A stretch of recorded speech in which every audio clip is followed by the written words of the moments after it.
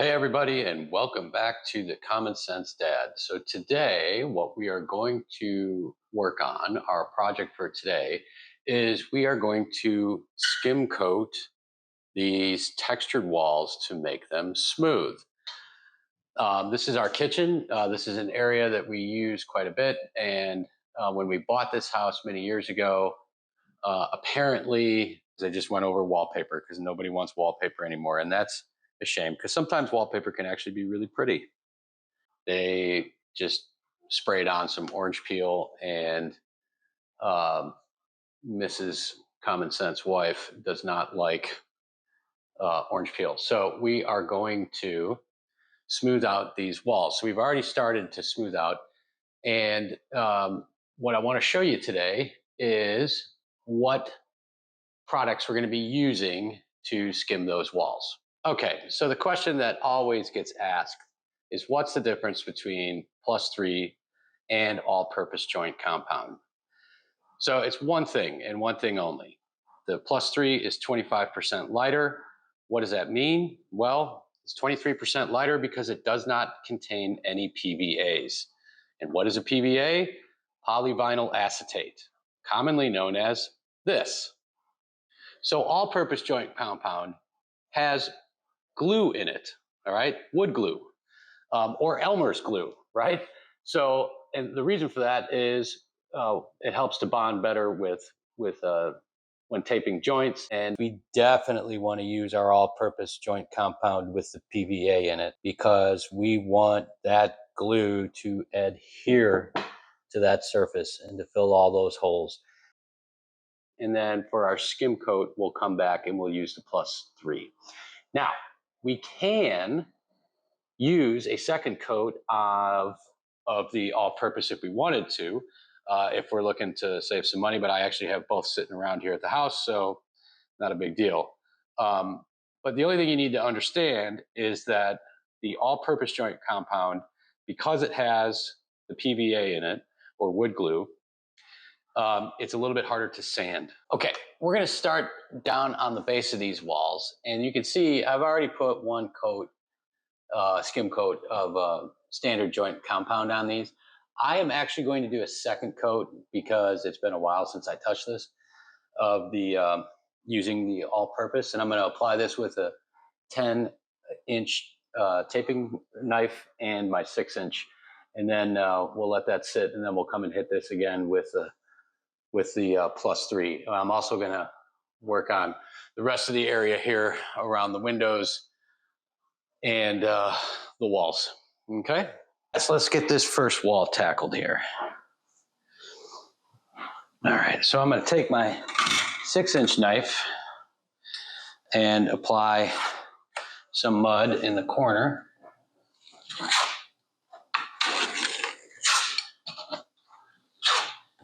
Got a little hole there. Not really sure where that hole came from.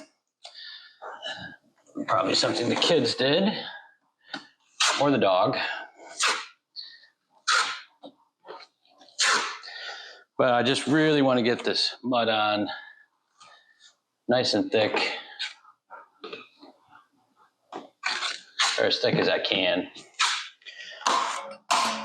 to start a good skim coat. And we want to make sure we get it up underneath the trim, because that's going to be the harder place for the 10-inch knife to hit. So I'll try and skim that up top here with the 6 to start.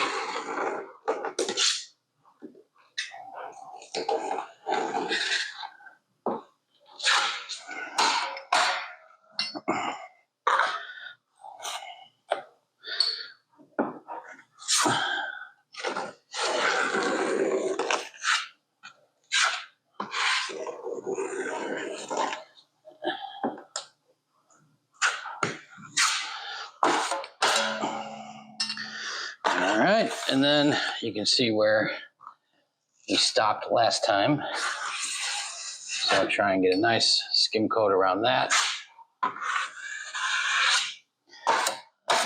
Get it somewhat smooth to start.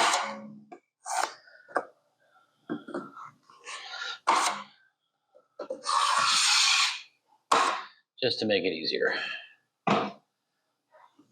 And we got a runner. Get that out of the way. All right, so now I feel much more comfortable now grabbing the 10-inch and attacking these. So I'll start right here from the corner. And I'm gonna pull that. Looks pretty good.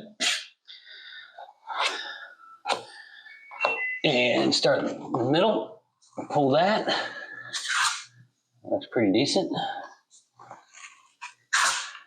So I'm not putting tremendous pressure on this. I'm just putting very little pressure because I want to try and get as much mud as I possibly can. There we go.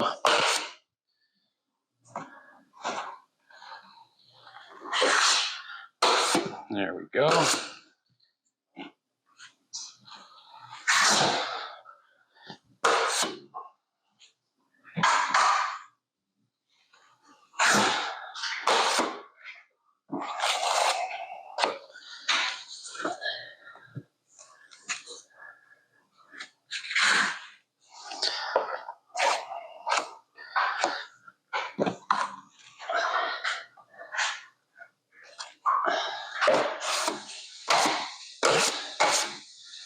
Okay. So now what I'm going to do is start back again from this corner. I'm going to apply a little bit more pressure this time.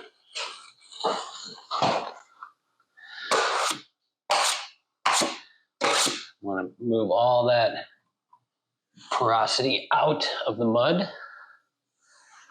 There we go. It's okay to have these lines, right? Because those will easily sand out. There we go. Now we're going to do the same thing on this side. So on this one, I am not going to apply with the 6-inch to start. I'm going to go right with the 10. And we'll start up here in the corner.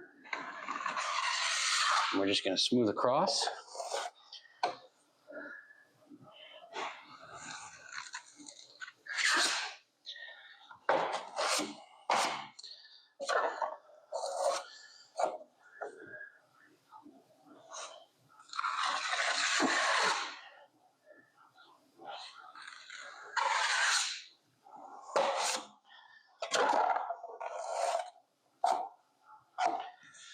Okay.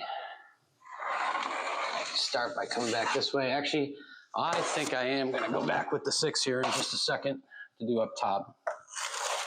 And we'll have to re-hit these 10-inch ones.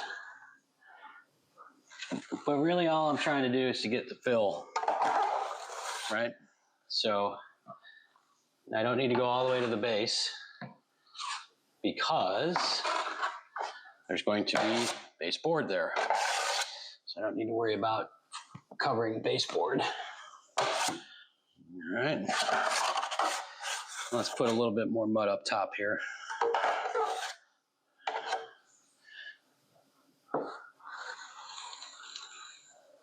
There we go.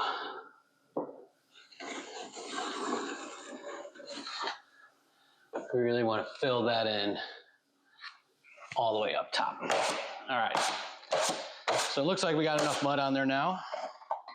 So now we can start applying a little bit more pressure to smooth this out. Okay, so there's 1, 2,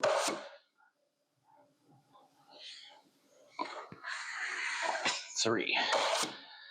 Okay, now that top is still very porous, so I'm gonna come back and hit that again. All right, that's better. Okay. Oh, and by doing that, look what I did. Well, it's okay because I noticed there's a spot here that's low.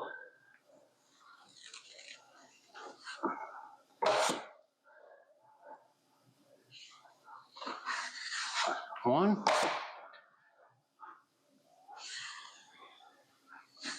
All right, so we're just gonna let this stuff dry. all the way around. And then once this dries and I get it sanded, we'll go ahead and we'll show you the skim coat. All right, thanks for watching, guys. Talk to you soon. Bye now.